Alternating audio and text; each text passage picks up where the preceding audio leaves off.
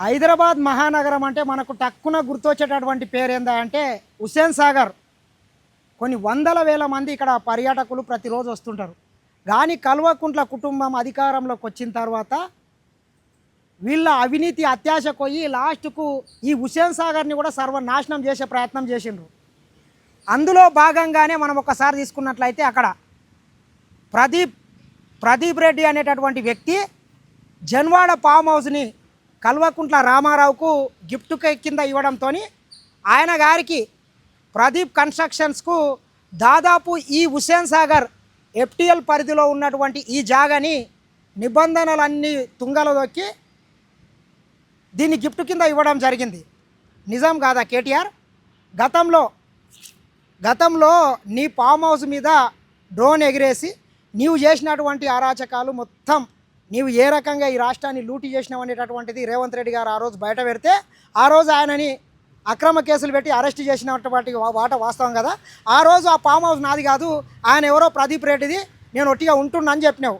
దీని వెనకాల గూడు పుటాని ఏందా అంటే ఇదే అన్నట్ల. నీకు ఫామ్ హౌస్ గిఫ్ట్ ఇస్తే ఆయన గారికి ఇట్లా మొత్తం నిబంధనలు మొత్తం తుంగలో దొక్కి ఇటువంటి పెద్ద పెద్ద బిల్డింగ్లు చూడవచ్చు. ఒకసారి హుస్సేన్ సాగర్ పరిసరాల్లో 17-18 ఫ్లోర్లతోని ఆకాశ హర్మాలను 2 టవర్లు నిర్మించిండ్రు. ఆ 2 టవర్లని ఒక్కొక్క దాన్ని ఒక్కొక్క ప్లాటు 5 నుంచి 6 కోట్ల రూపాయలకు అమ్ముకొని ఆయన సొమ్ము చేసుకుంటున్నాడు అన్నట్ల. అంటే హైడ్రా కమిషనర్ రంగనాథ్ సార్ గారు ఖచ్చితంగా దీని మీద కూడా మీరు చర్యలు తీసుకోవాల్సినటువంటి అవసరం ఉంది. ఈ హుస్సేన్ సాగర్ని కాపాడాల్సినటువంటి అవసరం కూడా ఖచ్చితంగా ఉన్నది. భవిష్యత్తు తరాలకు ఈ హైదరాబాద్ మహానగరాన్ని ఒక విశ్వనగరంగా తీర్చిదిద్దాలంటే ఈ చెరువులు కావచ్చు, ఈ పార్కులు కావచ్చు, ఈ రోడ్లని కావచ్చు, వీటన్నిటిని కూడా కాపాడాల్సినటువంటి బాధ్యత మీ మీద ఉన్నది.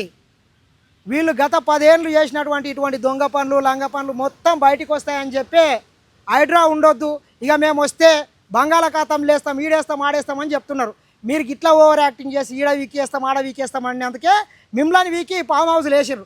అయినా కానీ బుద్ధి వస్తలేదు. ఏం సమాధానం చెప్తావు చెప్పు కేటీఆర్? ప్రదీప్ రెడ్డి గారికి నీవు ఇది గిఫ్ట్ కింద అనుమతులు ఇప్పించినందుకే కదా నీకు ఫామ్ హౌస్ గిఫ్ట్ ఇచ్చింది. కాదంటే చెప్పు, ఇది నిజమా లేదా? మరి దీన్ని ఉంచాలనా కూల్చాలనా నీవే సమాధానం చెప్పాల్సినటువంటి అవసరం అయితే ఉన్నది. చూడండి, ఈ పరిసర ప్రాంతాల్లో ఎక్కడ లేనివి 2021-22 ఆ ప్రాంతంలో మొత్తం కలెక్టర్లను అధికారులను ఇరిగేషన్ అధికారులను మొత్తం భయపెట్టించి ఇట్లా అక్రమంగా నిర్మాణాలు చేయించినవి అన్నట్ల. అంటే ఇంకొక 10 సంవత్సరాలు కనుక మీకే అధికారాన్ని ఇస్తే ఈ రాష్ట్రాన్ని మొత్తం అమ్ముతుండ్రి. ఇప్పటికే 8.5 లక్షల కోట్ల అప్పు చేసి చిప్ప చేతికిచ్చారు. మళ్ళీ తిన్నదరగాక రోజుకు ఇష్టం వచ్చినట్లు మాట్లాడే ప్రయత్నం చేస్తున్నారు. కాబట్టి ఖచ్చితంగా రంగనాథ్ సార్ గారు వీటి మీద చర్యలు తీసుకోవాలని కోరుకోవడం జరుగుతుంది. దీనికి మరి కేటీఆర్ ఏం సమాధానం చెప్తాడు, కేసీఆర్ ఏం సమాధానం చెప్తాడో చూద్దాం. మరి ఇది మాదంటాడా కాదంటాడా? ప్రదీప్ రెడ్డి మా దోస్త్ అంటాడా కాదంటాడా?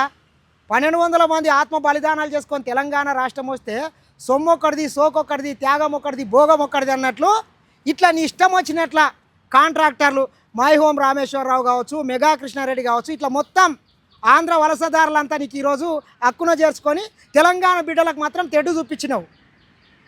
కాబట్టి తెలంగాణ బిడ్డలు కూడా నీకు తగిన బుద్ధి చెప్పినారు. వీటి మీద చర్యలు తీసుకోవాలని చెప్పి కోరుకోవడం జరుగుతుంది. ఇది చూస్తూనే ఉండండి.